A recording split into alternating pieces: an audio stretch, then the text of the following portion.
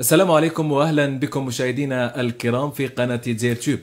موضوعنا لنهار اليوم الشباب الجزائري ذخر هذه الأمة ومشعلها، الشباب الجزائري الذي تعول عليه الجزائر الجديدة. سعيد باستضافة بن طيب أنيس رئيس القافلة الوطنية لشاب فكرة. أهلا ومرحبا بك. تحية لك باتير وتحية لكل مشاهدي قناة دير تيوب، شاكرا على هذه الدعوة. شكرا أنيس. بداية، منصة شاب فكرة هي منصة تجمع كل الأفكار الجزائرية لشباب الجزائريين الطموحين في ريادة الأعمال وفي المشاريع. بداية، كيف أتت هذه الفكرة لك أنيس؟ دعني أقول أن شاب فكرة هي مبادرة تضاف إلى العديد من المبادرات التي تقام في وطننا في كل ولايات الوطن. من خلالها الهدف الأسمى هو تقريب الشباب إلى عالم المقاولاتية وعالم ريادة الأعمال. نعم. أعتقد أن شاب فكرة هي مبادرة ابتدأت سنة 2021 بولاية زوزو كأول نشاط نموذجي، الذي من خلاله هو كيف يمكن لك أن تجمع كل الفواعل الرسمية وغير الرسمية في الحقل الاقتصادي المحلي مع الشباب، مع أصحاب الأفكار ورواد الأعمال. نجاح طبعة ولاية زوزو فتحت لنا الشهية بكل بساطة أنه نفكر لما لا تكون عندنا قافلة نروح فيها إلى العديد من ولايات الوطن، نلتقي فيهم الشباب، نلتقي فيهم أصحاب المؤسسات، البنوك، جمعيات ناشطة في المجال الاقتصادي، نوادي جامعية. في ذلك الفضاء المقاولاتي الشباني نحاول تكريس مفهوم المقاولاتية، نحاول أيضا تقريب الشباب إلى عالم المقاولاتية، أيضا نعمل من أجل تمكين الشباب من كل المهارات اللي تسمح له أنه يسير المؤسسة اقتصادية بكل نجاح وبكل احترافية. نعم، منصة هذه فيها الكثير من الأفكار الجزائرية، يعني كيف يتم تجسيدها على أرض الواقع؟ لأن أقول هو أن الشافيتا مش فقط منصة، لأن الشافيتا هو نشاط، هي مبادرة. الشافيتا الهدف الأسمى هو كما قلت لك هو تمكين الشباب وأيضا تدريب الشباب وتكوين الشباب. ثالثا، اليوم فيه العديد من الشباب اللي عندهم أفكار، عدد الشباب اللي عندهم حاملي ربما أفكار لتأسيس مؤسسات اقتصادية ولا مؤسسات ناشئة، ولكن أعتقد أن في ذلك هو فيه فارق زمني وفارق مهم جدا، هو فارق التكوين الشباب. اليوم ليس فقط كيف تؤسس مؤسسة، لأن الأهم في ذلك هو كيف تسير مؤسسة بطريقة عقلانية، بطريقة احترافية، بطريقة ناجحة. إذا أعتقد اليوم أن هؤلاء الشباب يتم انتقاء أحسن الأفكار، يتم تدريبهم وتأطيرهم من طرف خبراء مدربين مكونين كل واحد في مجال تخصص دياله، ثم نقدم كل هذه المهارات للشباب، أنه نقول له الآن يمكن لك أن تجسد فكرتك على أرض الواقع. نعم.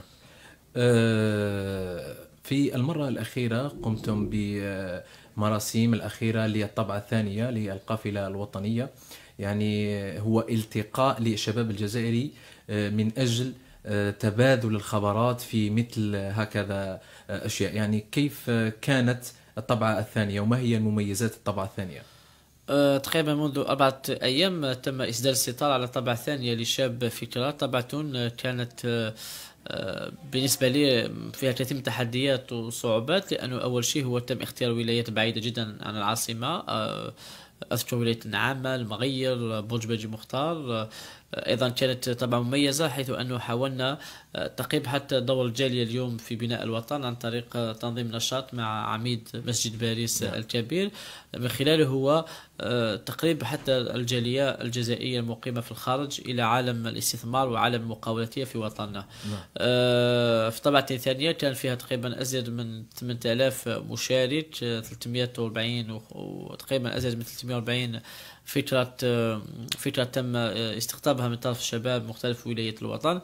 كل هذه الأرقام هي أرقام محفزة تضاف إلى العديد من الأرقام التي تعمل عليها الدولة من أجل الوصول إلى الهدف الأسمى، هو تأسيس 1,000,000 مؤسسة مصغرة، وهو من بين أهداف واستراتيجية السيد رئيس الجمهورية، حيث أنه يسعى دائما إلى فتح المجال للشباب، تأسيس أكبر عدد ممكن من المؤسسات الشبانية الاقتصادية. نعم. في وقعت اتفاقية مؤخرا بين وزارة التعليم العالي والبحث العلمي ووزارة الشباب من أجل الدفع بالمشاريع لشباب في الجامعة. يعني الشاب عندما يكون في الجامعة تكون له فكرة يريد أن يجسدها على أرض الواقع، لكن شباب الجزائري لما يكمل الجامعة يصطدم بالواقع، يقول لما أكمل الجامعة نبدأ في تجسيد مشروعي. هل ترى أنه من الأحسن عندما يكون في الجامعة يفكر في مشروعه ويجسده أفضل لأنه ما عندوش التزامات؟ في رأيك أنت؟ أعتقد أنه في تحدثنا على اتفاقية مبرمة بين وزارة التعليم العالي ووزارة المؤسسات الناشئة واقتصاد المعرفة والمؤسسات المصغرة. هذه النقطة الأولى. أعتقد هذه الاتفاقية تسمح أكثر عدد ممكن من الشباب والطلبة الجامعيين الالتحاق بعالم مقاولتية. في كل دول العالم، في كل الحضارات الموجودة عبر الأزمنة عبر التاريخ، الجامعي ولا الجامعة تلعب دور هام في تطوير وفي بناء وفي ازدهار الوطن. الملايين من الجزائريين اليوم لهم يتخرجوا من الجامعات الجزائرية وفي مدارس عليا وفي معاهد عليا. هي طاقة بشرية وجب علينا أن نلتزم بالحفاظ عليها وبالاستثمار فيها أكثر، من أجل أنها تكون هي من كوادر الدولة ومن الإطارات التي ستعمل على بناء هذا الوطن الكبير اللي عنوانه هو الجزائر. نعم.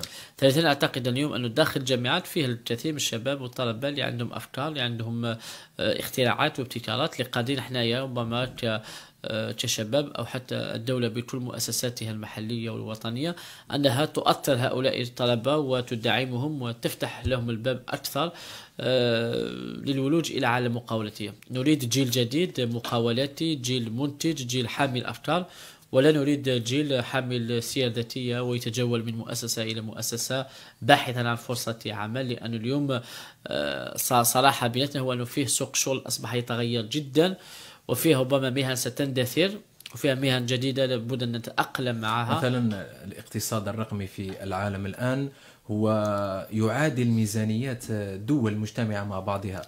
مثلا نذكر على سبيل المثال موقع أمازون أو فيسبوك، هي عبارة عن فكرة بين 3 شباب في إقامة جامعية، هي تدر أموال كثيرة على الدولة. شوف الاقتصاديات كيف يندمج يعني الفرد الجزائري ويفكر في هكذا أفكار؟ شوف، هي فلسفة حياة وهي فلسفة اقتصادية. اليوم ما نش نحوس على عصا سحرية كي نغير هذه الجزائر، ولا نبحث عن أحلام زائفة. ما دام فيها إرادة سياسية موجودة من طرف سيد رئيس الجمهورية، فيه اليوم حتى إطارات ومدراء ولائيين ومدراء مركزيون ووزراء اليوم أصبحوا ربما يفتحون أبوابهم للشباب. ثالثا، أعتقد اليوم أن المحور الجوهري للتغيير، للبناء، للإصلاح، للتطوير هم الشباب وهم العقل البشري. اليوم لابد أن نستثمر أكثر في العقل البشري، لابد أن نستثمر أكثر في هذا العامل البشري الجزائري. نفس الشباب اليوم اللي راهو في تمنراست، في بشار، في تندو، في بجاية، في تسمسيت، هم نفسهم اليوم شباب الجزائر اليوم اللي راهم يسيرون أكبر مؤسسات اقتصادية في العالم، أصبحوا ربما إطارات كبرى في كبرى الهيئات في العالم. نفسهم هم أبناء خارجي، اسمح لي نقولها بالكلمة، هم خارجي دوار شعبي، خارجين قرى ومداشر. الفارق هو فارق التكوين، فارق التمكين، فارق التأهيل. اليوم الشاب الجزائري لازم يفهم عفسه هو أنه هو من يبني مستقبله ويبني الحاضر ديالو. إذن ما عليه فقط إلى أن يتكون أكثر. ما يقدرش واحد يقول لي أنيس وما يقنعنيش يقول لي أنيس أنك تفقه اللغة الإنجليزية لابد أنك تدرسها في الجامعة. هذا خطأ، لأنه لما تكون يعني إرادة من الشباب أنه حاب يتعلم اللغة الإنجليزية، فيه الملايير الحلول والملايير الآليات اللي تقدر تسمح له أن يتعلم الإنجليزية. ويأتي تقول لي أنيس أنه باه نقل اللغة الإنجليزية لازم تكون في ثانوية في بلديتي ولا في الدائرة ديالي ولا في الجامعة. أعتقد أنه هذا الحجاج ما تساعدش الشباب أنه يتكون. لذا أقول أنه لابد الشباب أنه يتحمل أكثر روح المسؤولية، روح الإرادة، روح العمل.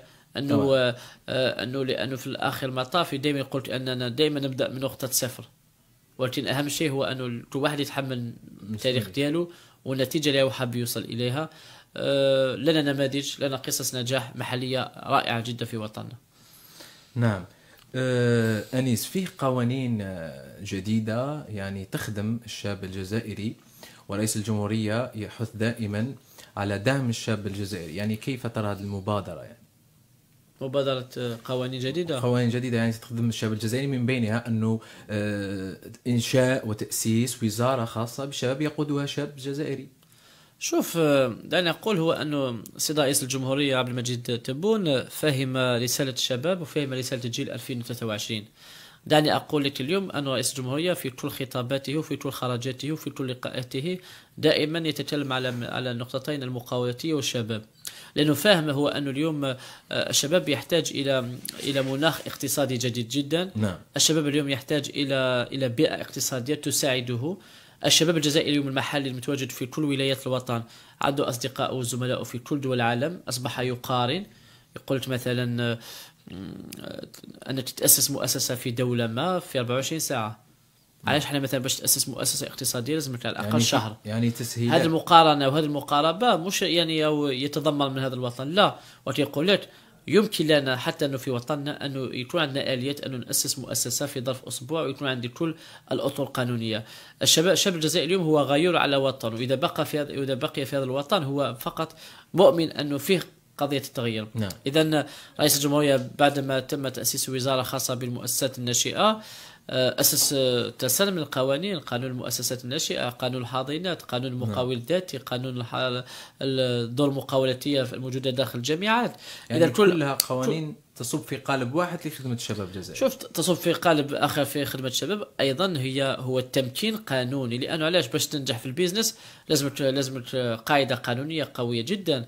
ثانيا لازم تمويل، وعلى بها الصندوق الوطني تمويل المؤسسات الناشئة أو ما يعرف بالآسف. إذا كل هذه الأمور أعتقد أنها هي محفزة، ولكن النقطة التي يجب أن نتفق عليها هو أنه ليست الدولة من تبني على المقاولاتية. الدولة تؤطر وتساعد وترافق وتفتح المجال وتمول الشباب، وتعتقد أنه اليوم الشباب لابد أنه أيضا يفهم هذه الرسالة ويشمر على يديه ويروح يتكون أكثر ويتمكن أكثر في أساليب تسيير المؤسسات، في أساليب تطوير الأفكار نحو مشاريع. لأنه اليوم العالم أصبح يتغير، اليوم فيه مهنة رقمية. نذكر مثال اليوم الناس تقرأ مثلا قضية بنوك داخل الجامعات، تسيير بنوك. اليوم موجودين وكالات بنكية جزائرية بدون عامل، هي وكالات رقمية. نعم. اليوم أكبر عدد ممكن من المعاملات البنكية أصبحت تقام في الإي بانكينج، يعني البنوك الرقمية.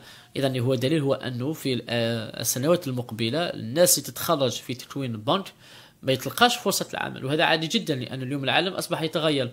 ما دام العالم يتغير والجزائر جزء من هذا العالم، لابد أيضا أننا كشباب نتغير. ما نستناوش ربما الأطر الأخرى. مثلا قلت أنيس لازم الجامعة لازم تتبدل في الكليات وفي العمداء الكليات ولازم يفهموا لا. اليوم فيها منصات رقمية تكوينية، يعني فيها منصات رقمية تدريبية. وزير التعليم العالي والبحث العلمي السيد بداري كمال يعني فاهم هذا الدور اللي لعبه الطالب في بناء هذا الوطن. أصبح يجول في كل ولايات الوطن ويدشن مراكز بحث، مخابر بحث، والعديد من المنشآت داخل الجامعة، لأن الجامعة اليوم لابد أنها تفتح أكثر على العالم الخارجي، عالم اقتصادي. شوف، هذه الفلسفة هي مؤشرات إيجابية. الزمن تغير والوظائف تغيرت أيضا. شوف، الزمن يتغير، الوضع يتغير، الآلية لابد أن تتغير، وأيضا لابد أننا كلنا نبني هذه الفلسفة المقاولاتية الجديدة في وطننا. حتى الشاب الجزائري أيضا يمكن أن يكتسب مهارات أخرى خارج المهارة مثلا التي يدرسها في الجامعة. مثلا إذا كان يدرس مانجمنت يستطيع أن يتعلم إنجليزية وحده، يستطيع أن يتعلم البيزنس وحده. يعني هناك ورشات وهناك دورات تكوينية. في مبادرة شاب فكرة يعني خدمنا تقريبا 8 أشهر.